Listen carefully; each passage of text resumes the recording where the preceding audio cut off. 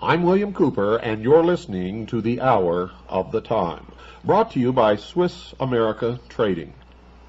Welcome, Will, once again to The Hour of the Time. Thanks, Bill. It's a pleasure to be here. Tonight we decided that we're going to talk about some of the symbology connected with the rites of Freemasonry, the secret symbols of identification, and things of that nature. Wherever you want to start, go right ahead. Okay, well, all the important symbols and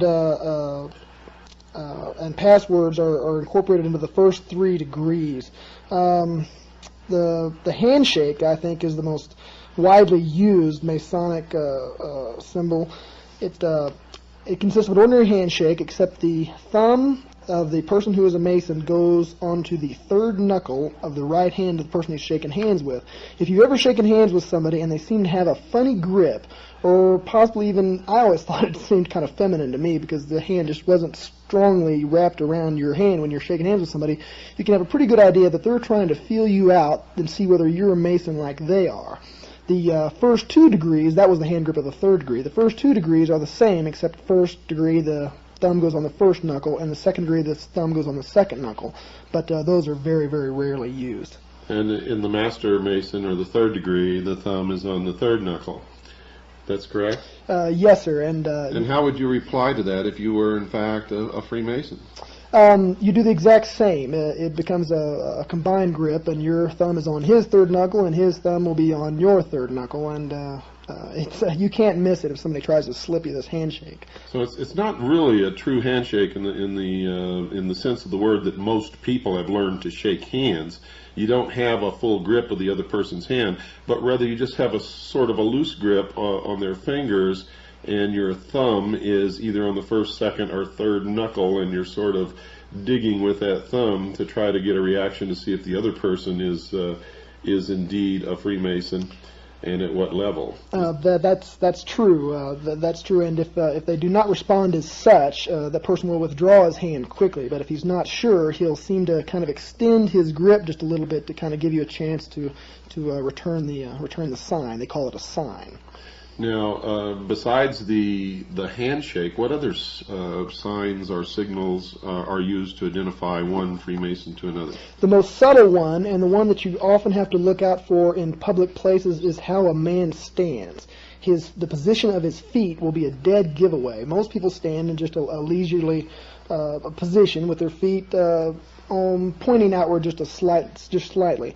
But a Freemason will stand with his feet in an exact square at a right angle, heel to heel. This is the step they call the step of a Master Mason.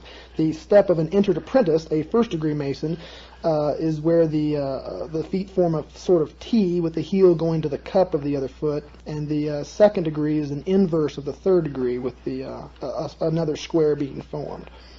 So if you see someone standing in a room with their 2 heels joined together and their feet forming a perfect right angle or a 90-degree angle, you can pretty much bet that that's such an unnatural stance that is a dead giveaway that person is a Master Mason. Unnatural and uncomfortable, I might add, to anybody who's stood. You're forced to stand like this when you become initiated. And also when you return the ritual, you have to do memory work and memorize the ritual and then give it back before you are raised to the sublime degree of a Master Mason. yeah, it's a dead giveaway because nobody stands like that naturally. It's just not a comfortable position to stand. And why would someone stand like that? Would they do that in a room full of strangers to let other Freemasons who might be in the room know that it's okay to come and have some kind of a fellowship with them because they're a Freemason? I myself have stood just like that for that very purpose. Because it's just noticeable. It's a way of broadcasting who you are and talking to the rest of the world without the rest of the world being able to interpret what exactly you are saying. In other words, if you're not a Mason, you might look over and say, boy, that guy's kind of a nut. Look at the way he's standing. Whereas a Freemason would say, that's a brother of the craft. I'm going to go and to meet this fellow. Absolutely, that's generally the way it works. Most people just aren't aware of all these signs and symbols incorporated into the craft. But a Mason lives and breathes these things. Every time he goes to lodge, he takes on this position. He does the hand signals. He usually gives the handshake to his fellow brothers just to keep in practice. These things are so much a part of Masonry and of Masons that they spot them wherever they go. Okay, so we know the handshake, we know the heel-to-heel in the right angle. We talked in the last broadcast about I raise my hand to the square or I raise my arm to the square. And what are some of the others? Well, the others are the hand signals, and these are also used in every single lodge meeting. And these are, to Masons, these are what are most easily and most commonly used to communicate between Masons their identity. Of the first degree, the hand signal is you take your left hand, palm upward, and put it near your waist, and then your right hand palm downward, just above your left hand, forming a bit of a cube, and you hold your hands like such, and that's the symbol, the hand signal of the first degree. Now the penal sign, as they call it, is taking the right hand and drawing it in a slashing motion across the neck, and this refers to the penalty of the first degree, which is having your throat slit from ear to ear.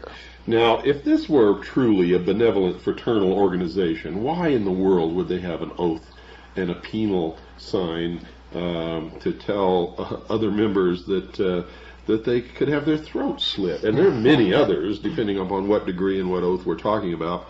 Why would they do that if they were really and truly a benevolent fraternal organization, bearing in mind that grown men take their oaths very seriously if they understand the oaths and they're not being defrauded or lied to when they take the oath, and fully intend to carry out whatever oaths that they take. This is not a joke. They're not children.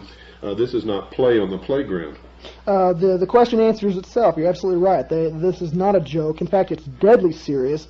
These are the heart secrets of the majority of the craft. Even though they're not illuminated brethren, even though they don't really know what's going on around them or what they're doing, they have sworn to keep these secrets above all else, because if a non-Mason or a member of the profane knows these secrets, he can just walk right into a lodge and sit down and be exposed to everything within. I hope you're listening, folks. Now, just for the benefit of our listeners or someone who may have just tuned in,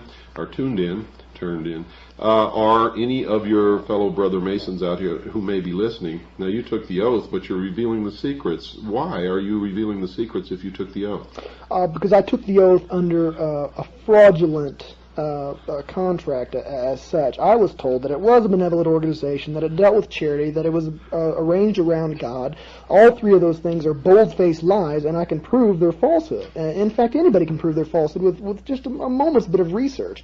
There are many more reliable sources than I for information that you can go to find out the true nature of this craft, and many religions in the world, including the Baptists and the Mormons, have condemned Freemasonry as being exactly what it purports not to be. It's not benevolent, it's not charity organized, and it's not centered around God. Well, it's funny that you mentioned that the Mormons have condemned Freemasonry when they carry out the exact same rituals that are carried out in a Masonic Lodge in their temple ceremonies, and most Mormons are indeed, as was Joseph Smith, members of the Masonic Lodge. Our research shows that the public statements of the Mormon Church are often, and I mean often, contradictory to their true beliefs and what they really practice in their daily lives within the temple.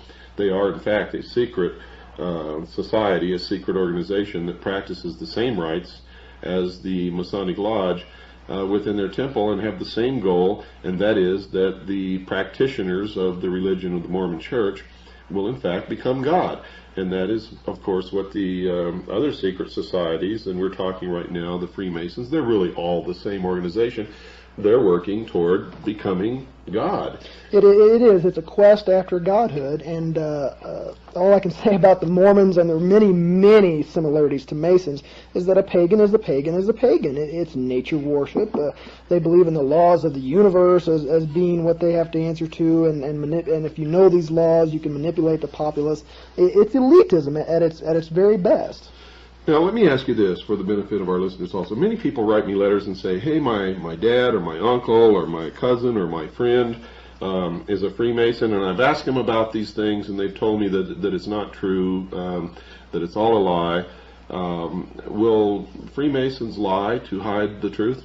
Every single time, if the truth will give away what they don't want to give away. In fact, I've been lied to by brothers in the craft that are allegedly or supposedly teaching me and instructing me in what goes on. If they told the truth, it would scare away their members, and it would end up in universal condemnation of what they're doing. No reasonable and moral person could possibly subject themselves to such bloody oaths and to such total secrecy. Not only that, but the oaths themselves, they're sworn to secrecy. So if you were to ask them to tell you the secrets or the truth about the practices, the rituals, the true religion of the Masonic Lodge, they are sworn not to tell you. So therefore they would have to lie. And the only reason that you are telling is because you discovered that the oaths that you had taken and the purposes for which you thought the Masonic fraternity was organized, it just is not true at all. So therefore, everything that you participated in under fraudulent conditions. That is exactly true, and as such, I don't consider myself to be bound by those oaths because I was lied to before I entered into those oaths.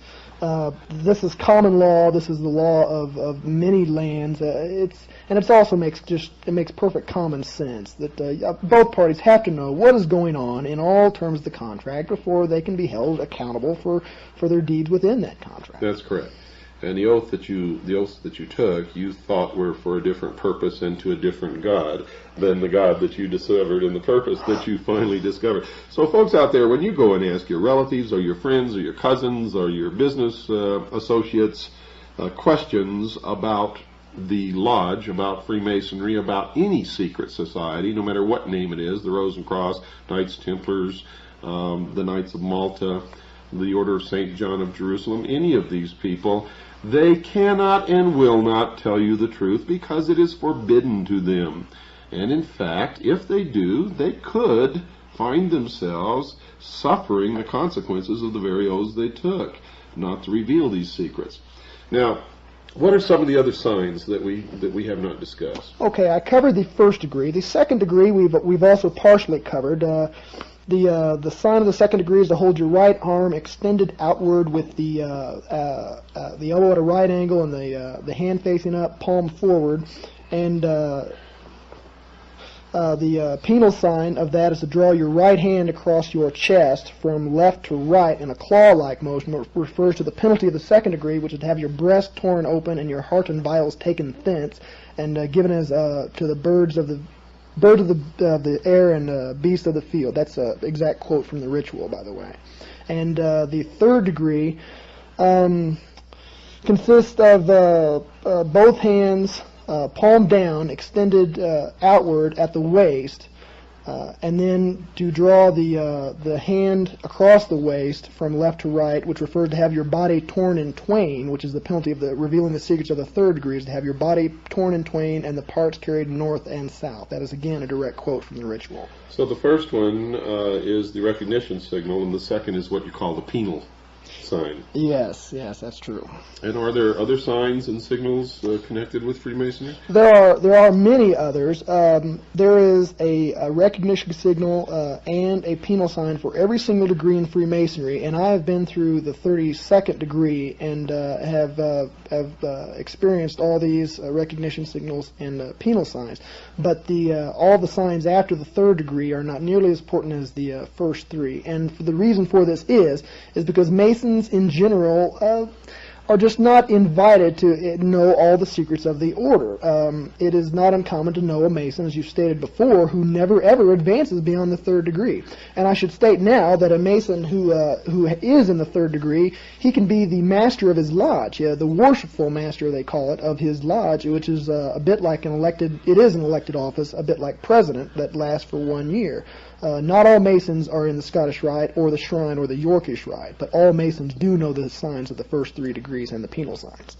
And in fact, most Masons are really only guilty of joining an organization they know nothing about, and for giving it protection and favor and helping it along, but they really don't know what it's all about, do they? True. They don't. They're as ignorant as I was.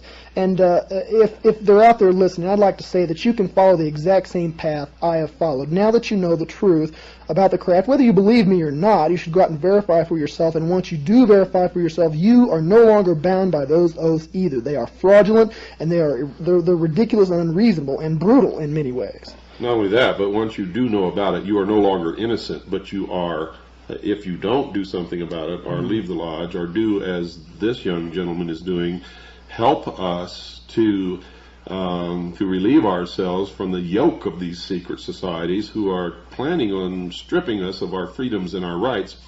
If you don't, then you are a fellow conspirator and are just as guilty as those who have always known. And you better understand that, because I'm telling you right now, patriots in this country are getting fed up. And the purpose of this show is to prevent bloodshed. We want to wake people up and do something about this while we can, legally and lawfully, because folks, there will come a day when people will not take it anymore, and they will take weapons in hand. Unfortunately, we can see it coming. Anybody with half a brain can look around and talk to people and see that that day is going to come, because nothing's getting better, it's only getting worse. And we don't want that to happen. That's why we're doing this. That's why I've dedicated my life, and that's why I've suffered so much in my life to try to wake people up, is to prevent that kind of thing. And they are dead set upon seeing their dream come true, aren't they, Will? They have dedicated their lives, their labors, and indeed their entire faith to this. And you have not exaggerated or overrated the problem at all. This is dangerous, people. These men mean business. The Scottish Rite themselves have taken a public stance totally in support of public education by the government. Now, all you need to do is look at how screwed up your schools are, and then turn around and look how screwed up your kids are, and you've got a big, rich organization out there with incredible political power and widespread influence that is supporting this current failed system. This is just one isolated example. If you are not part of the solution, and you have even been just a teeny bit exposed to the truth, then you are part of the problem. That's correct. And we know that public education, conducted and supervised and organized and funded by the government, is one of the planks of the Communist Manifesto, written by Karl Marx and Friedrich Engels. Now, why would Americans ever support such a thing? The strength of our educational system before it began to self-destruct was that it was always handled, funded, and governed, and maintained, and approved, and everything else on a local level. In other words, the school system in my town might be different from the school system in someone else's town 100 miles away, but it would be controlled, governed, decided, textbooks would be chosen, everything on a local level. Our schools did not begin to self-destruct until the state got into the school system, and then the federal government began to poke into it. And specifically, when teachers' colleges funded by the Carnegie, the Ford, and the Rockefeller Institutes began to change what they taught teachers to teach children.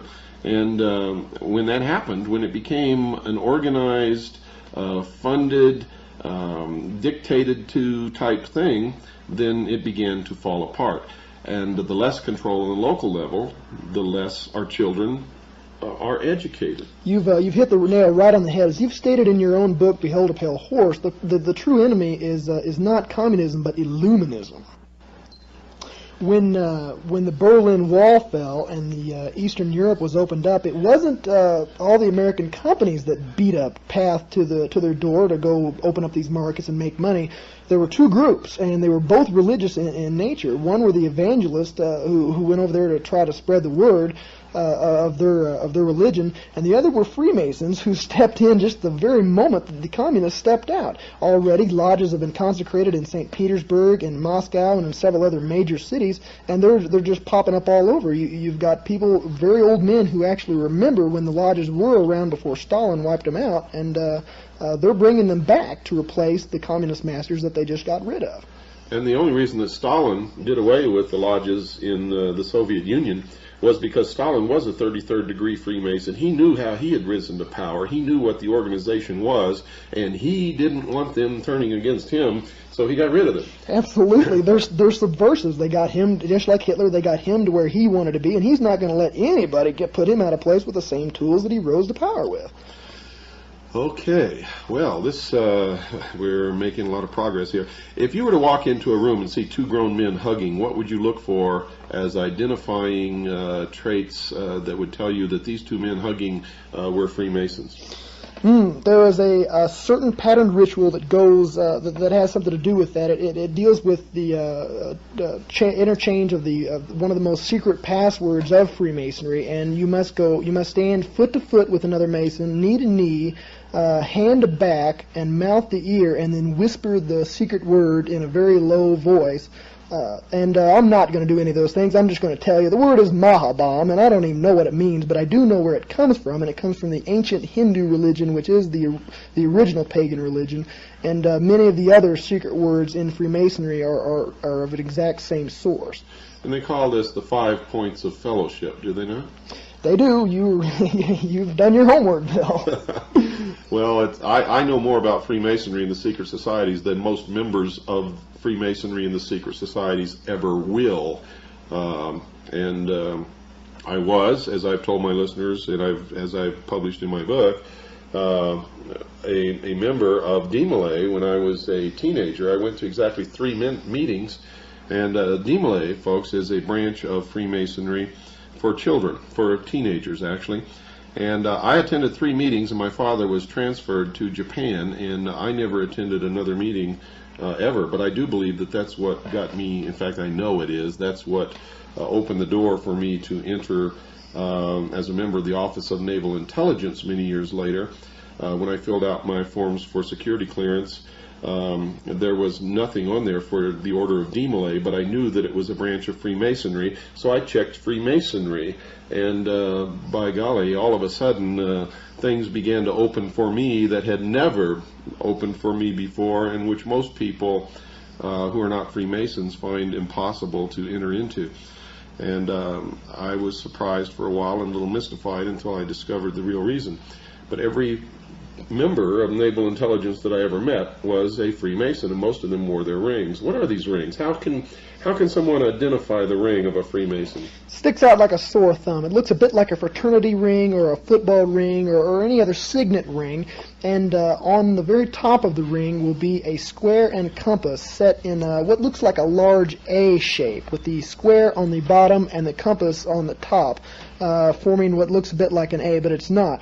You can tell how seriously one takes their position in the craft. The Masons who are really there for genuine reasons, philanthropic and charity work, they have their square and compass facing to them. And those that are trying to impress and enforce the buddy system that got you in naval intelligence and the back scratching whole thing, they wear theirs facing the outside to tell everybody else in the world who they are. But really, the only ones who really know, unless you were to ask them what that ring meant, are our fellow craft Masons. Absolutely. I shouldn't say fellow craft, that's the second degree. Our fellow brothers of the lodge. Okay, folks, we've got to take our break. Don't go away. We'll be right back after this very short pause. This is William Cooper for Swiss America Trading. How do you... Welcome back to the hour of the time. Will, you've got something there you want to say, I think. Yeah, I'd like to give a little message to my brother Masons out there. I know that all those who are listening are thinking some pretty hard thoughts about me. You're thinking things like that I'm a traitor to the craft. Well, I'm thinking that you're a traitor to your country. And if you think that I've betrayed my brothers, I feel that you've betrayed me with your deception. If you believe that I've broken my oaths, and even if those oaths are valid, something that I do not believe, I think they're null and void, well then I just have to say this, so what? We all gotta go. Now my brothers can go quietly into slavery, living a lie and burying their heads in the sand, or you can go like a man, squarely facing the truth and fighting for freedom. I honestly believe this, and I honestly believe that the whole nature of the craft is sinister. Wow, that's quite a statement there, and I certainly admire you for saying that. I had no idea that you were going to do that. In fact, you showed me the piece of paper just as the music was beginning to fade out and indicated to me that you wanted to say something. So, yeah, wow, that's pretty good. Okay, let's get on into the rest of the program. What are some of the are there other signs and signals that the secret societies, Freemasons in general, use to identify themselves to each other? I've never been a member of any other secret society besides Freemasonry, and much to my joy and to your good fortune out there, I have already told you most of the secrets that are protected by the craft, as far as the common layman of the craft will know, with the exception of one. And that is concerning Hiram Abiff, who is a bit of a patron saint, I guess, of Freemasonry. Somebody they pulled from the Bible and turned into a character to give a meaning to their ritual. When two Masons come together, one of the easiest ways that they'll come to know each other without having to shake hands, hug in the middle of the street, or do little foot dances, or whatever kind of nonsense that they're doing out there, they'll just come up and say, well, hi, Hiram, how you doing? Or, hello, Mr. Abiff. Or if you want to catch a Mason on the phone, you just tell them that H. Abiff is calling, and believe me, you'll get service right away. Well, that's good to know. We can certainly use information like that.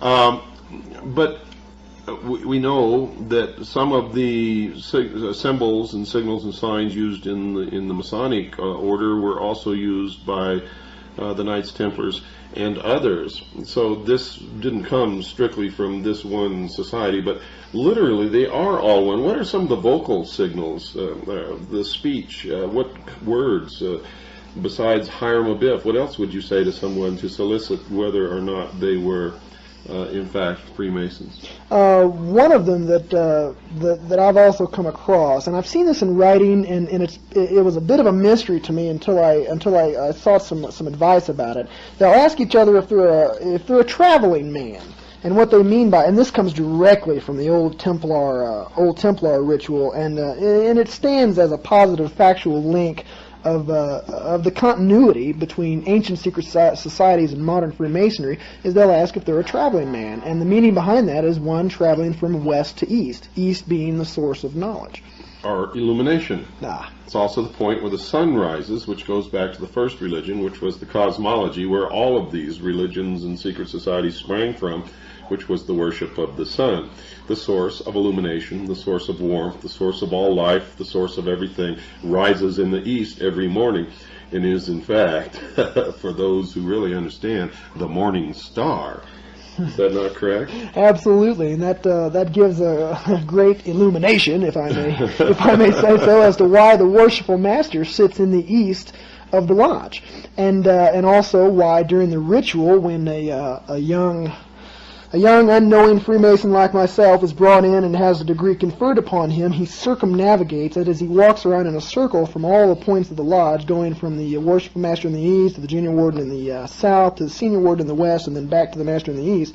He is traveling as the earth travels around the sun in a circle of worship, and it might even be a direct reference to Solomon's circle. And if you've told me yourself, Bill, about the traveling man, that too has been used by communists, hasn't it? Yes, in fact, anyone who knows anything about the Internationale, or the secret society known as the International, the Communist Party, the International Socialists, socialism. If you studied them, the same passwords are used by them. All of these organizations are one. Socialism stems from the mystery schools. That's where it comes from. You'll find that most of the mystery schools preach the tenets of the Communist Manifesto, written by Karl Marx and Frederick Engels, whom, by the way, just wrote it. They were the hacks who fronted for it. They did not make it up. It came out of ancient documents and an ancient philosophy. And the password is the same. Are you a traveling man?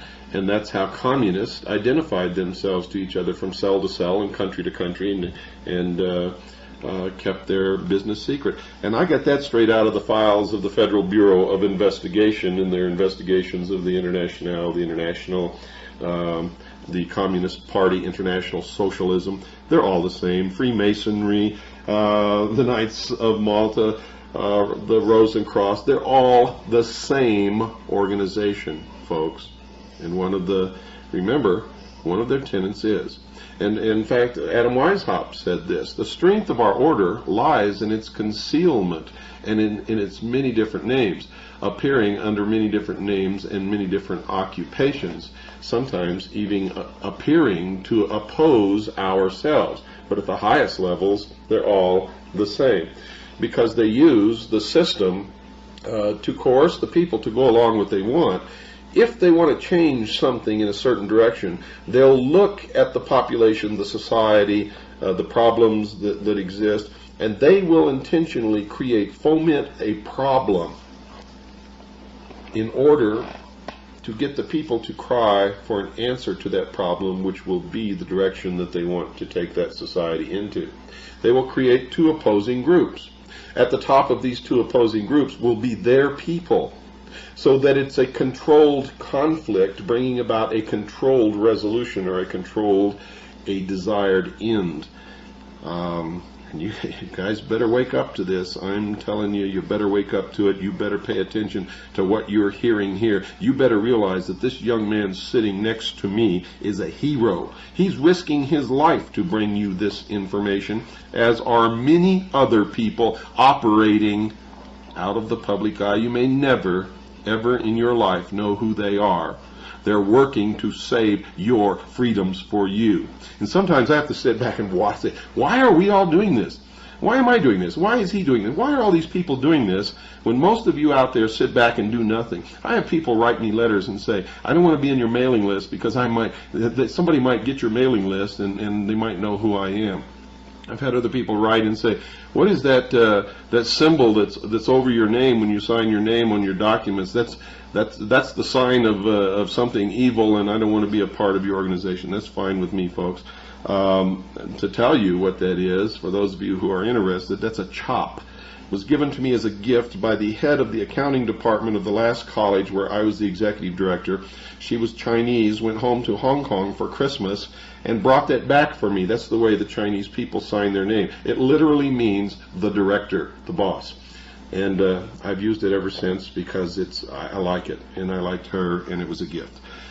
And it personalizes my signature. It means nothing more or less than that. But you are right in asking, but you are wrong in assuming and making assumptions.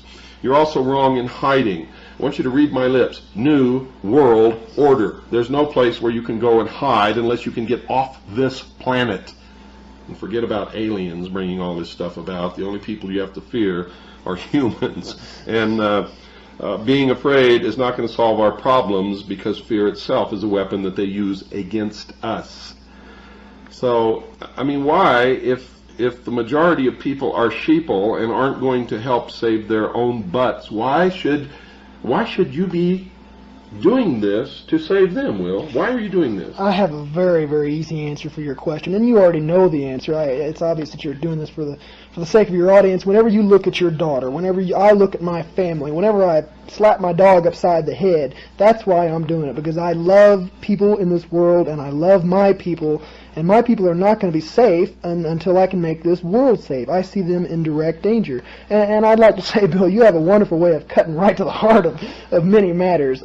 You're right about the continuity of the secret societies. They are all one, and I'm here to tell you, he did not just flip through a few books and see a couple of things and say, okay, they're all one, they're all evil. It's not that easy, folks. We have to read and research and research and research and investigate every single corner of this. And believe me, if it looks like a snake, and it slithers like a snake, and it hisses like a snake, well hell, go ahead and step on its head because it's a snake. Well, it is a snake.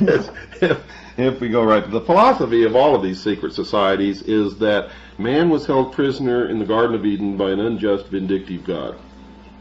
That he was denied his own chance to become a god. And that Lucifer, through his agent Satan, set man free with the gift of intellect, the gift of knowledge. And with that knowledge, man himself can become God. Remember, the promise that Satan made to Eve was that God was lying to them. That if they did indeed eat of the fruit of the tree of knowledge, they would become gods. Don't ever forget that. Those who say they are God, those who say they're going to become God, the members of the secret societies, the Mormon Church, others who profess this belief, are practicing the Luciferian philosophy. They have deserted the real true God, and they are following the fallen angel of light, Lucifer, Satan, who is not a God at all. They have all been deceived. If you are one of them, remember, we don't hate you. We are not trying to hurt you. If you want to continue to practice your religion, that is okay with me and any true person who is an American and who believes in the Constitution. It is only when you practice your religion with the aim of taking away my freedoms and forcing me to practice your religion under a new world totalitarian socialist government which you intend to bring about that it becomes not only my business but my duty to stop you. Understand that. And I want to read to you from a book here so that you'll understand where I'm getting to. And I want you to listen very closely to the closing music at the end of our program tonight. This is taken from the Secret Societies of All Ages and Countries. It's in 2 volumes. It's the author is Hecate Thorne. This particular set of 2 volumes was published, I believe, in 1965 by University Books Incorporated. The Library of Congress number is 65-22572. So I urge you to get this set of books because these books were written back when it was still easy to get a lot of information on the existing secret societies, much easier than it is today. I want to read to you from page 14 of volume 2 under Secret Societies, Freemasonry, Rites and Customs, paragraph 391, entitled Masonic Customs. Some Masonic peculiarities may conveniently be mentioned here.